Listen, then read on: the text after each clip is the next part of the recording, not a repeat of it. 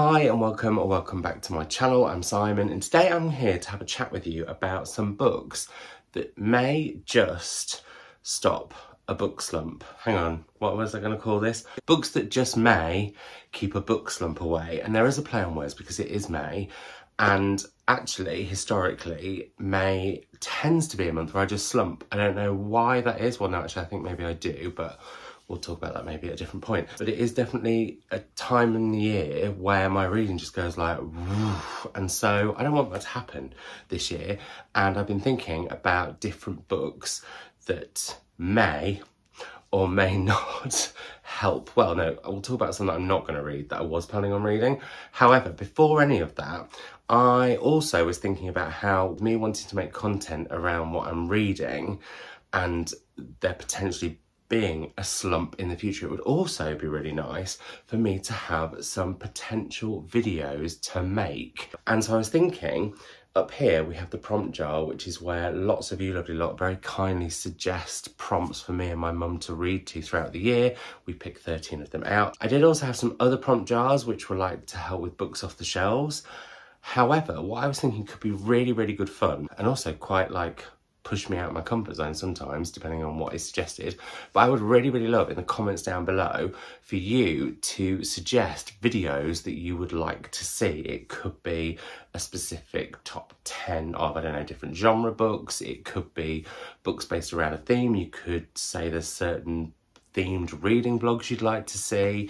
And it could be discussion videos. It could be all sorts of stuff. But in the comments below, please leave me a couple of suggestions of videos that you'd like to see. I might have done them before, but have not done them again, or not done them again, but not done them for a while, or not done them again at all, actually, to be fair. That's all over to you. I'd love you to do that. That would be fab. Anyway, let's get on with some of the books that I've forgotten the title of this video again. Let's talk about some books that just may keep the book slump away. There we go, that's the last time I'm saying it. And I should say, actually, I have so far this month already read 4 books. And as I'm filming this, it's Wednesday, the 8th of May. I read The Tower while I was on holiday, where I got a lovely cold, which is why I'm not making any content recently, because I'm a snotty what's it. Although I'm feeling much better today. I'm actually leaving the house for the first time today, which is very exciting, to meet Bookish from Instagram, who I've chatted with for quite a while and is over in Liverpool from Australia. That's very exciting. I'm seeing Pip tomorrow as well, so he's becoming a social world, 2 things that he's doing. I also read Rosewater by Liv Little while I was on holiday. The first book when I got back was a treat that I pre-ordered and had arrived while I was away, and that's Queen Macbeth by Val McDermid, which is from the series that Polygon are doing about Darkland Tales, which is Scottish history retold.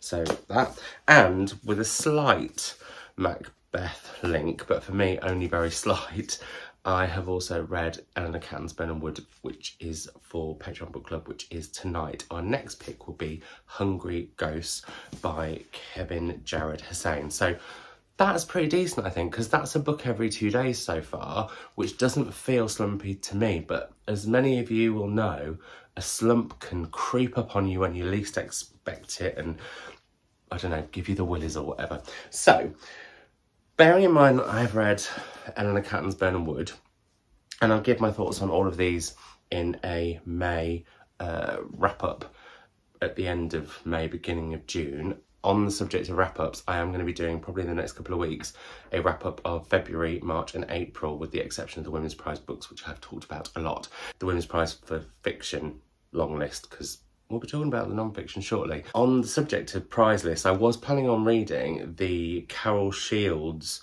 shortlist for 2024, which Eleanor Catton is one of the titles of. I have the others here, and I have actually read 2 out of the 5, because I've also read Brotherless Night. I don't know why I'm holding it that way. Let's hold it that way. I've also read Brotherless Night, because that was on the Women's Prize for Fiction long list and is now on the shortlist. Daughter is a book by Claudia Day I've been wanting to get to for ages. I've read Claudia Day previously. Heartstopper I thought was absolutely brilliant, so this has been on my periphery for a while. Then we have A History of Burning by Janica Oza, again another book that I've wanted to get to for quite a while, and Coleman Hill by Kim Coleman Foote, which is one of the books that has been published from Sarah Jessica Parker's new imprint, which I'm really keen to read the 3 titles of that have come out so far, which I happen to have all of them. But I decided, you know what, I don't think I'm feeling in the mood for prizey reading going forward, even though what I do love about shortlists and longlists is that I'm realising that I don't do so well with whim. I need a sprinkling of it, and on holiday I read predominantly by whim, although with quite a small selection because I didn't take too many books with me. But I do quite like a little bit of routine. And so that's why I thought prize reading could be good. And I mean, I have been a silly sausage because I did have one of the books on the International Booker shortlist. However, then went and bought the other 5. And I've now decided I just don't want to, do a reading blog on them, basically. I thought I did, and maybe next year with a little bit more lead up, and if I plan events and things better, then, and work isn't so busy, I could. But I was thinking this would be quite an interesting reading blog to do. I haven't done the International Booker. Have I done it before? I don't think I have. I feel like I've done the Booker on a few different years, and obviously I do the Women's Prize and I've done for a long time. I feel like I've said prizes and shortlists a little bit too much, and that wasn't the idea behind this video. So anyway, after having purchased the 5 that I didn't have, I decided I'm not going to read these. That said, there are a few of these that I really do want to read, and what I might do at some point later in the year, and you might want to pop this in as a video suggestion if you like the idea of it, but I may read like winners of different prizes from 2024 later in the year. I think that could be quite a fun thing to do. So the Carol Shields Prize winner, the Stella Prize winner, which was announced a couple of weeks ago, I think, the International Booker winner, maybe the Booker winner, and on another random tangent that I just want to mention, I'm thinking about like little reading projects going past May, and I am wondering if I do the Summer of Strout, where I head to all the non-Lucy Barton books by Elizabeth Strout that still link into that world, and are going to be coming all the more together in the next Elizabeth Strout book that's coming out this September. If you fancy joining in with that, let me know that in the comments down below too. Anyway, before I move on to some non-prizey planned reading I have, because what I want to do with May, I don't think I mentioned this, and let's just blame it on the fact that I'm still quite head coldy. I mean, I'm tangential anyway as it is, so this is possibly mildly worse. The prize that I am going to be reading the shortlist of in May, but not back to back. I want to sort of spread these out, even though I've already only got 3 weeks to go, because me and my mum are recording our winner predictions video the first weekend of June, a week and a bit before the finale of the Women's Prizes. I'm going to be reading the shortlist for the Women's Prize for non-fiction. I would love some recommendations, and I never ask for these sort of recommendations ever. I would like your audiobook recommendations for these 6 titles. Are there any that are absolute bangers? Because I won't lie, I'm nervous of Doppelganger, I'm quite nervous of Codependent, and I'm quite nervous of Thunderclap. So particularly those 3, if the audiobooks are absolutely banging, please let me know, because I will listen to them. I can't do fiction on audio. The longest I can sort of cope with in terms of something fictional is an episode of The Archers, and I haven't even been listening to that very much recently, and I know something massive has happened. So yeah, in fact, I'd say recently, I don't think I've listened to The Archers for maybe a year and a half now, which is frankly appalling. My gran would be absolutely vexed. Anyway, I'd love your recommendations. I've heard that Safia Sinclair is amazing on audio, but that's also one that I kind of feel like I might want to pick up and read because I feel less nervous of it, and I think audio might help with the 3 that I'm feeling a bit more tentative about.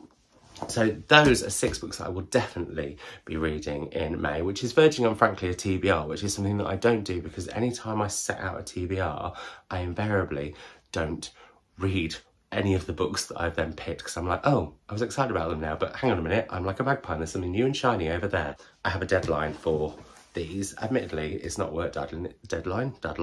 It's not a work deadline, it's just a fun deadline.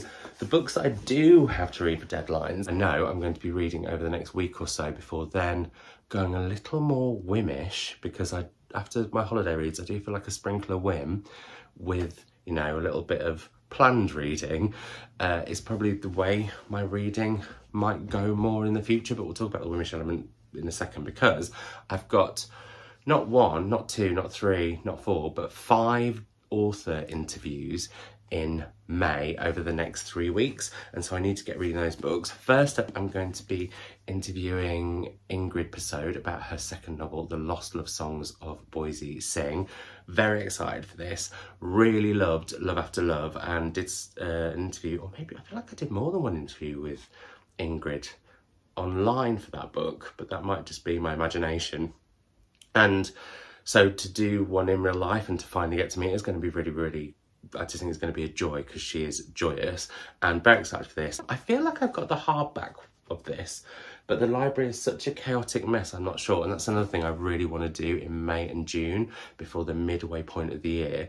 I want to get the library all sorted, and then I'm going to do a video documenting me cataloguing the bookshelves and working out how many books I actually have on my TBR and how many years that would take me to read. I've been inspired by lovely Natalie, whose channel I'll link down below, and I've downloaded an app called Book Buddy, so yeah, that's going to be fun. I am really tempted to say, if any of you live locally and you want to come and do it, feel free, but no, that might be slightly weird. So anyway, very excited for this one, and we'll be reading this, well, probably from tomorrow, because I don't want to start a new book before book club tonight, because I like to have the book quite fresh in my head. So this is going to be quite unusual for me to then read workbooks back to back when I don't have some of the events later in the month, but I want to get them read so that then I can just read a little bit more by whim. That said, if I end up with some of the authors' books who I'm interviewing later in the month and I want to just pick them up a bit randomly, that's fine, but I thought I'd go through them anyway. I'm also interviewing Julie Min about Shanghailanders with the lovely Kellyanne Bradley about the Ministry of Time. That's an event I'm doing in Manchester. I will try to remember to link all of these down below if you want to come along. I'm interviewing the fabulous Coco Mellors about Blue Sisters. This is the proof copy at well, it's actually in a church, because we need a big venue because she's so popular. And I'll be doing that in West Kirby with the lovely West Kirby bookshop, as I will in the bookshop. Christos Cholkis and The In-Between. I'm so excited for this, because Christos is an author I really, really love. I love Australian fiction. I need to read more of it, and actually I'm going to talk to the lovely Bookish Bron about this later on when we catch up, because I want some more recommendations. I've read quite a few of his books. I've interviewed him a few times online, but he's in the UK. He's going to be at West Kirby Bookshop, and I'm thrilled that I'm going to get to talk to him about what some people are saying is one of his most subtle yet beautiful books, because some of his books can be quite full on, which I love. I'm hoping there is a sprinkling of full on in there. So those are the books I'm going to be reading for work events. And then one final book that I'm reading for a workish thing is Evie Wild's The Echoes. And this is another book that has a bit of a deadline on it, because I've been asked to give it a quote, and they want that by, I think it's the 15th of May, so I'm going to read this one probably over the weekend. So very, very excited for that. And then, I mentioned whim, but I do have sort of an idea. I've realised that something I'm getting quite annoyed at myself about not doing is reading the latest books by authors I really love, especially when I get early advance copies of them, and I'm a little bit of a minx at them, like getting so excited about them, but then suddenly getting so nervous that they won't be as good as I think they will be, that I just hold it off. And so I have a few here. I've just spotted Tracy Chevalier's new one I have left on the shelves, so naughty me, because I should have included that, because I'm very excited for that. But the ones that I picked up that I will be heading to imminently, along with Tracy's book, and actually there are a few debuts I really want to read this year, like I think is it Salt Blood, that is weirdly a book set on a boat, and I don't usually like them, but I'm very excited for that. Anyway, but the ones that I have on my knee are Elif Shafak's There Are Rivers in the Sky.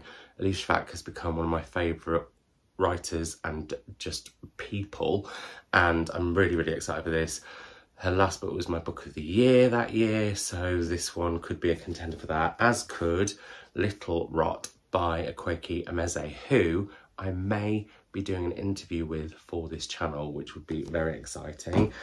Emma Healy's Sweat. This isn't actually out until next January, but I don't want to wait. That sounded like the start of Dawson's Creek. I don't want to wait. I can't do that. My voice is not quite my own. Very excited for this. The new Kate Atkinson, I still need to read it, the previous one in the Jackson Brodie series, but that's 2 books of delight to have in the next month or so. And also Young Hag, Isabel Greenberg's latest graphic novel. So yeah, that's sort of the plan. But also, if there are any just random books that I'm suddenly really in the mood for, I want to get better at doing that, and indeed getting better at, even though I've got loads of books already. If suddenly I see a book in a bookshop and I'm between books and I really fancy it, I have not bought a book and then gone on to read it straight away in years, and that's something that I would also really like to do. I would love to know in the comments down below not only what videos you'd like to see that I can pop into a pot that I can pick randomly every so often, and also there was another question that I asked you on, I can't remember what it was, but that question too. I would also love to know how you stop yourselves from getting into a book slump, and if there's any particular time of year when it happens and why. Anyway, I'm gonna go because I'm recording this on my lunch break and did it with quite a tight deadline because I don't want it to be one of those videos that goes on forever. As always, thank you so much for watching. I hope you're all doing super duper well, and I will see you in another video very, very soon. Bye.